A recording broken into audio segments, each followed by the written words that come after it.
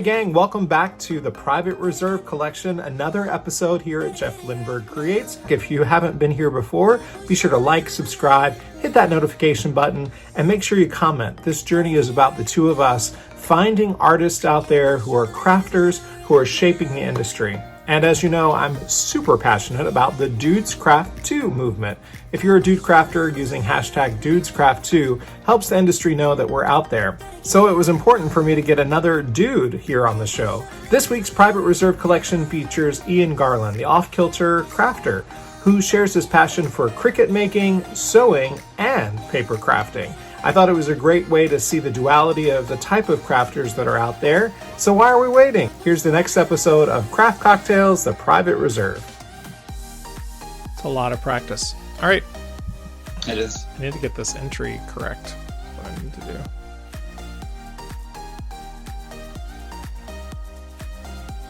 Hey gang, welcome back to Craft Cocktails, the Private Reserve Collection. Heading right into episode 4. You know, from the minute I started this, I knew that I could not have this show without having a dude crafter. I mean, I'm the professor of Dudes Craft 2, so it is only appropriate that I have my first dude crafter on the show today, and I couldn't be more excited. I've learned to call him friend, but of course I respected his journey in the YouTube world as well as the crafting world. His entry into the crafting world was a happy accident, but he hasn't looked back.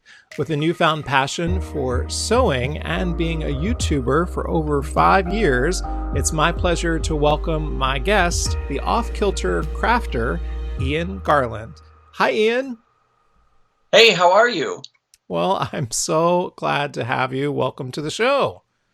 I'm so honored that you would have me on the show. It's been really fun watching you go through this journey, and I've been loving your interview so far. Oh, awesome. Well, I'm glad to add you to the cocktail reserve that we offer to our viewers here at Jeff Lindberg Creates. I love that I'm trying to make it sound like it's this big collection, but it is kind of a big deal to have so many great creators like you join me and get to know my audience. When you think about your crafter journey, you were saying that it came as a happy accident. What did you mean by that? Yeah, I actually wasn't really big into crafting. In college, I was a technical theater major with focus in light design and purchased a Cricut soon after graduating to help me with that kind of getting into light design and just different aspects of theater and the design that goes into theater. But then I found many videos on YouTube that led me into how to use it and how to craft with it. And that really sparked a new passion with me, and creating these cards and sending them to my friends and family. It really resonated with me when I got started with it. Yeah, you have a strong connection to your Cricut. And I got to tell you, machines that make are how I got into this myself. In fact, Dan was exhausted by the amount of money I was spending on vinyl appliques for decor during the holidays, and he got me a silhouette machine in order to kind of curb that. Little did he know that I was going to jump into a Jennifer Maguire video and never look back. And my goodness, the amount of money that I spent on vinyls does not even hold a candle to the amount of money that we as crafters spend on our hobby. Do you have that same issue as you as we look around the room behind you?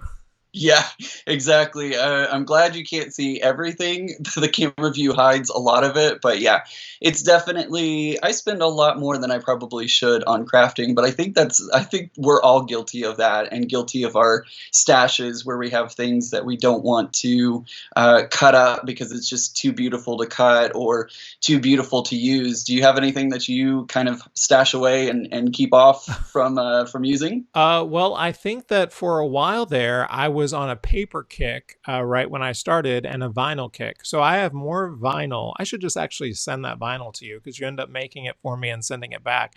You guys, many of you follow me on Instagram, and you've seen Ian's work. 2 holiday decor front doors. You've done my Christmas front door as well as my Easter one, as we evoke the storyline of Loveberg Farms. And I love that you turn friend into client relationship, and Ian listens so well to exactly what I want. But anyway, I have way too much vinyl around here, and I'm not. In fact, the Silhouette machine. Here's the truth about the Silhouette machine. I was arranging the cabinetry of the craft studio here, and Yeah. it fell behind my work desk. And Ian, I haven't picked it up. It's been like Oh, it's no. been it's been well before quarantine. I would say it's been maybe 3 to 5 months where it's just flipped upside down and the cords are. And clearly, since I don't vacuum back there, that Silhouette machine. That's so Jeff, disrespectful. to pick it up. That's disrespectful to Dan almost. Even I don't know, but Oh yeah, my. yeah. It's actually yeah. I actually just said that out loud, which makes me have a new level of guilt.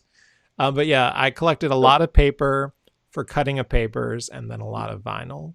Off to the side, I have a stash of like my designer fabrics. These are the ones that are some of my favorite designers, and I just can't bring myself to cut up quite yet. I know at some point I'm going to make it happen, but I just need that time to like hold on to them and feel them and like hold them as my own, I guess. I don't know. It's a weird thing that we do, and I don't know why we do it.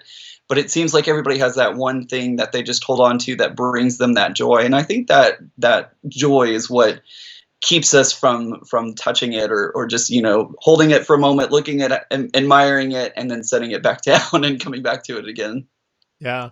So many people can relate to having the duality that you have, the craft making side when it comes to paper making, and then the sewing and quilting side.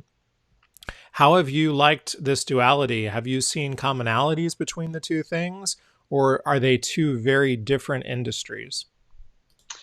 They're two very different industries, but yet there's such parallels between them, especially with designers, designers who design in paper crafts and designers that design in fabric. They're two completely different lines of thought, but yet they still focus on the same elements of design or elements of color or, art is almost a what am I looking for? A way to, it's almost a common language between all crafting. And I think that with these different crafting types, even though they are different, there's that line of consciousness, that stream of consciousness between everybody that's still the same. So I think it's been really cool. I think my paper crafting has helped my sewing ability, and my sewing ability has helped my paper crafting ability. They kind of blend together in many ways.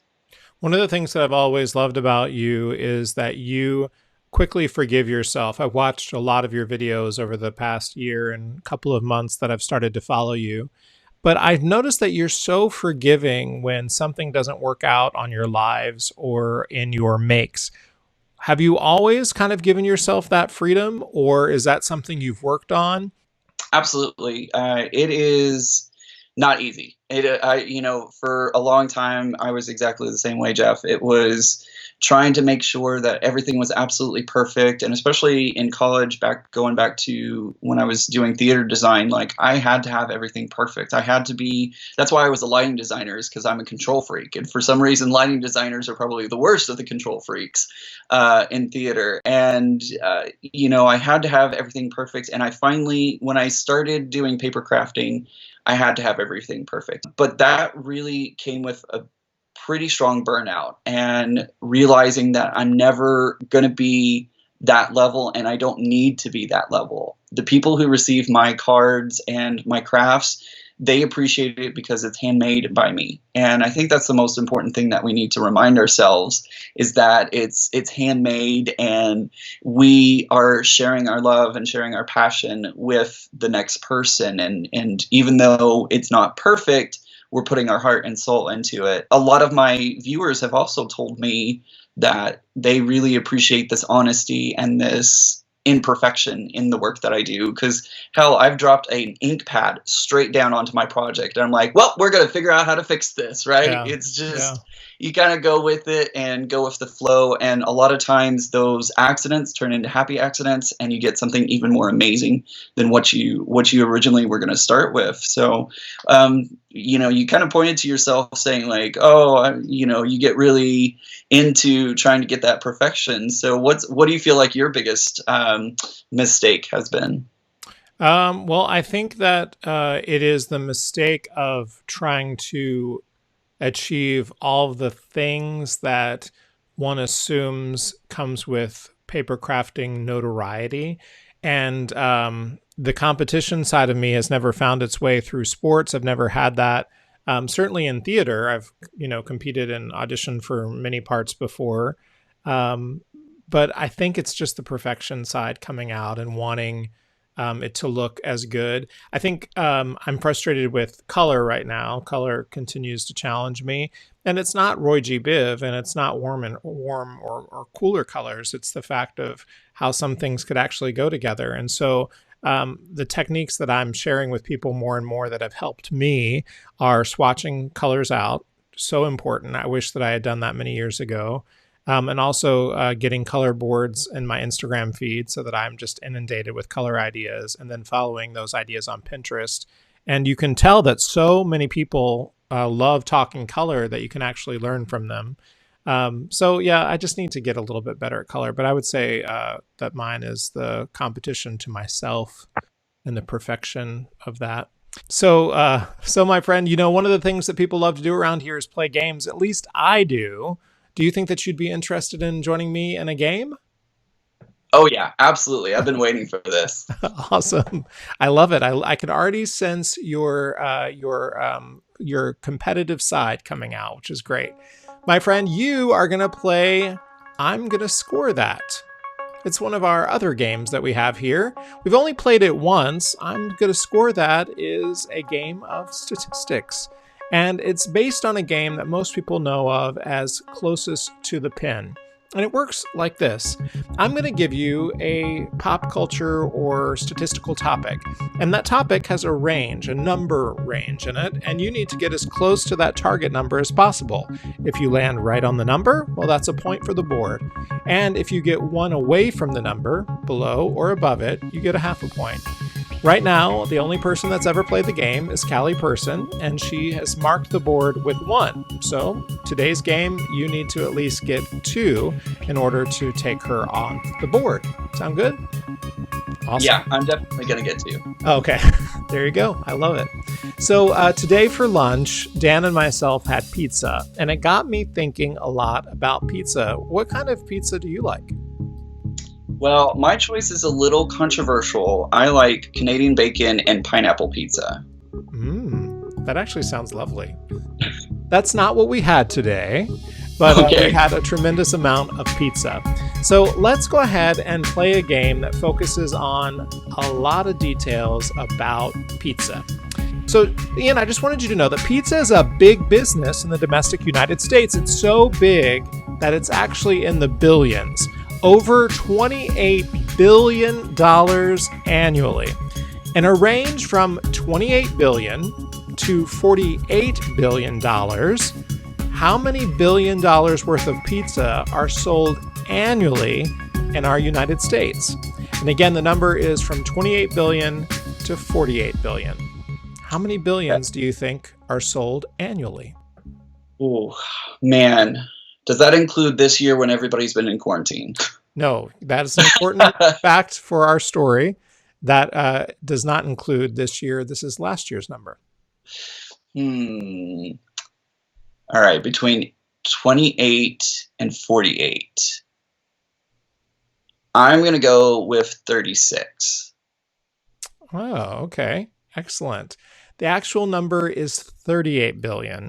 Oh, we didn't get on the board, but you were very close. Good.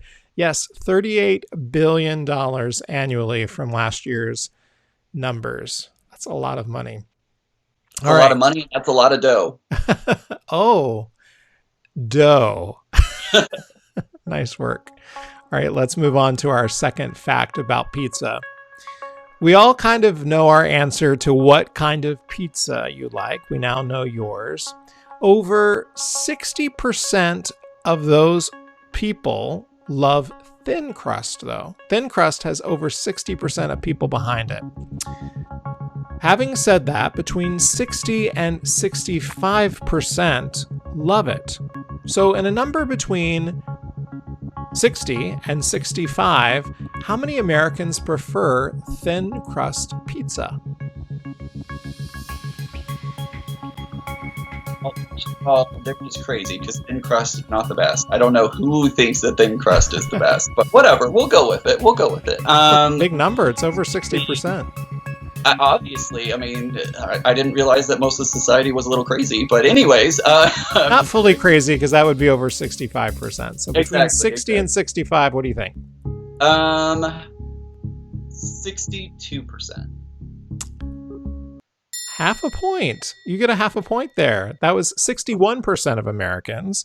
So you were only 1.5 off.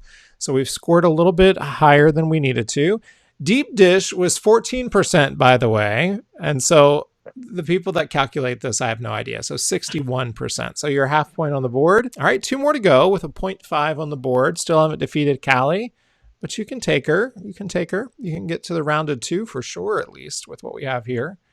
All right. So, Dan and myself ate pizza today. We're taping this on a Monday.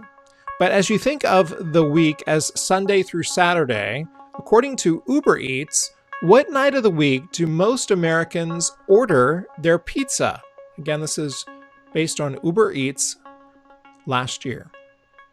I'm going to say, so I know when I get to Friday, I don't want to think about anything else. I don't want to, I finished the work week. I'm tired. I don't want to think about dinner. So I'm going to say Friday is probably the most common day.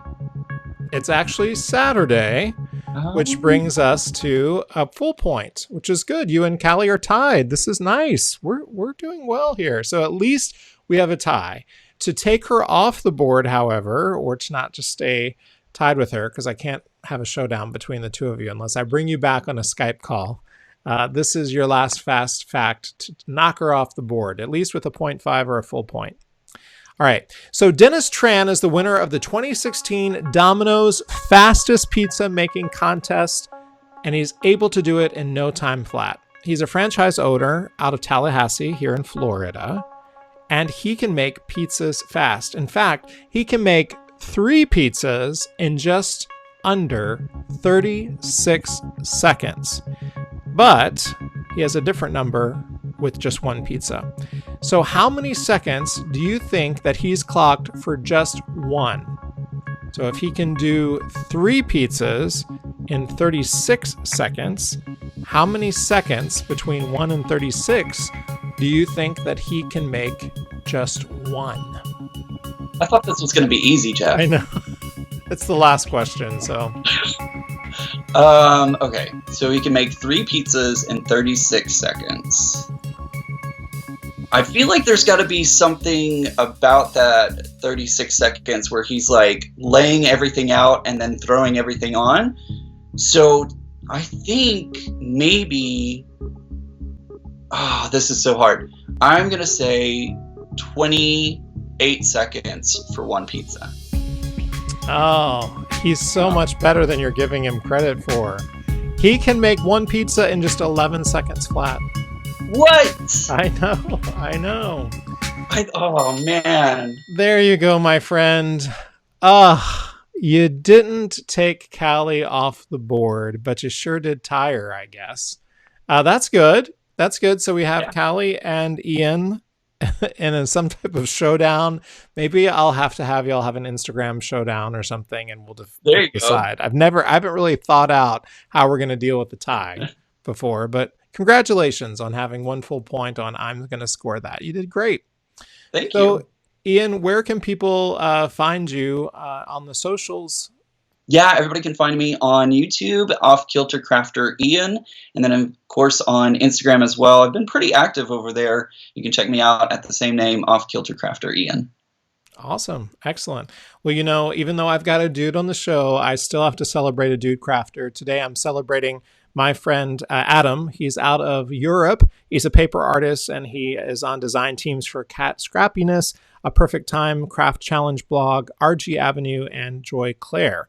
And he can be found at ARK513 or ARK513. I'll throw his information up as well. We love to celebrate our dude crafters, right? Absolutely. Anything for our closing before we go? No, thank you very much for having me, and it's always good to talk to you. Excellent. And like I said, it's a joy to be your friend as well as your colleague. I appreciate it very much. Well, my friend, you can, of course, find Ian at his social handles. I'll throw them up at the end of today's episode. Thanks so much for tuning in again. I love getting to know all these crafters. I hope you do too. If you have recommendations for people to join me on Craft Cocktails Private Reserve, be sure to leave a description here in our comments. And of course, hit that notification button. I'd love to talk to you. This is a social experience after all. Thanks so much for tuning in. And hey, have a great day, everyone.